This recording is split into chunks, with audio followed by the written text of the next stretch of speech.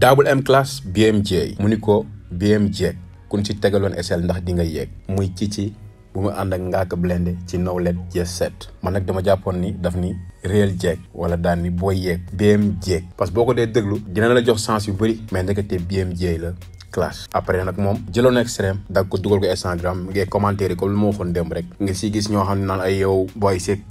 yoon nga nekk waroo classe BMJ mu la tontu ne daas hip hop même ki gënoon ngande ci game bi sax am na droit classe ko. Mais avant muy wax loolu label yëpp la wax ay ngóor jigéen lañ à part label MKBC. Donc artiste bi si nekk nag boo nekkee si label am nga droit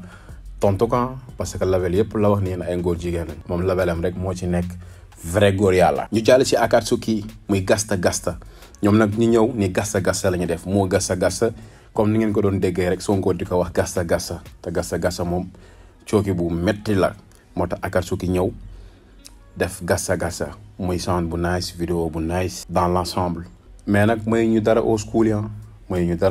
yi du ñëpp moo tax ñu ni rap Galsen bëri ay màgget xubi daas ñoo lay def seen booy nan la si man ngay roy ci pa bu bokk ak génération Aram Coy mooy ko amoon forme macha allah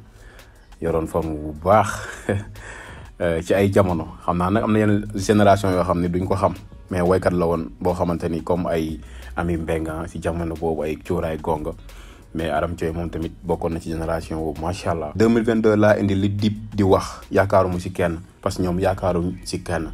mais nag Akatsuki comme li may wax rek tey jii nii buñ demee ba xam leen am na couple boo xamante ni moo gënoon siiw muy wéredi muy Mr Cash ndax Mr Cash couple am la gars yi doon conf après nag xam nga rek succès moom comme li ñuy wax rek boo ko amee yaa xam nag nga koy maîtriser mais ci arrivé Mr Cash bi comme niñ nekk woon doon def wéredi ci lañ xamee ba instant bi nii ñoom it ñu ngi doxal seen mission di dem ay tournée fépp. ñu ni Gembe nag am na riiru tribunal buy àttewoo si face bi waaw. Game bi am na riiru tribunal buy àtte woo ci face bi parce que Facebook bi bëri na ñuy àtte torop am na face rap am na ñuy wax sax daal ni face rap lay waxal mais tamit am na ñoo xamante ni maanaam ñoom la ñuy yàkkamte ñu génn ku nekk joxe sa xalaat lii rap bi nangam rap bi doxul booy yàq nañ ko léegi bii di nangam ak nangam moo tax Facebook moom ñëpp ku nekk da ngay àtte ku nekk mais nag riiru tribunal moom maanaam théâtre la woon comédie la woon xëy na ñooy àtte ay comédiens lañ leen jàppee parce que game bi moom fi mu ne nii ku nekk yaa ngi wax mais teewul génération bi moom li ñuy fiil la ñuy def mindeef mënul wax ba ñoom ñu changé ko parce que si la ñu gis seen bopp ñiy wax tamit bu ñuy jàkkamte nañ ñoom ñu génn ñu wax alors que na ku nekk bëgg déglu li nga bëgg a déglu bu fekkee rap classique moo la yitteel ñaata booy ñooy def rap classique yow doo ko promouvoir mais yàkkamti nga Ngaaka wala Akatsuki wala lyrical wala Akhlou Brick génn rek yow nga rëdd ratatat rap amatu fii. Alors yow tey ñu koy bind souvent sax ñoom ay rapport lañ bari na si ñoo xam ne génération bii lañ kon duggale si yow nga def comme wooy wan leen di leen li may def moo baax mais ñii li ñuy def min def mënul tax ñu bàyyi ko parce que xam nañ yoon bi ñu ngi ciy gis seen bopp ñu ngi voyager ñu ngi am ay contrat donc na ku nekk maanaam déglu li nga fiil wala nga nekk si leneen li nga xamante ni peut-être loolu noonu yow moo la gën a arrangé. nee nañ yéen boo leen gëmoon néew bi du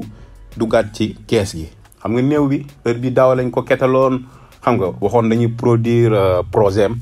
xam nga depuis lors déggaatuñu néew bi xamuñu si lu mu nekk depuis lors néew bi sax gëj naa ko dégg mais waxoon nañ dañu ko produire xam nga jàppale woon nañ ko parce que néew bi tamit amoon na fii temps franchement nekkoon artiste boo xamante ni marqué na époque am heure bi daaw génn woon nañ ko fii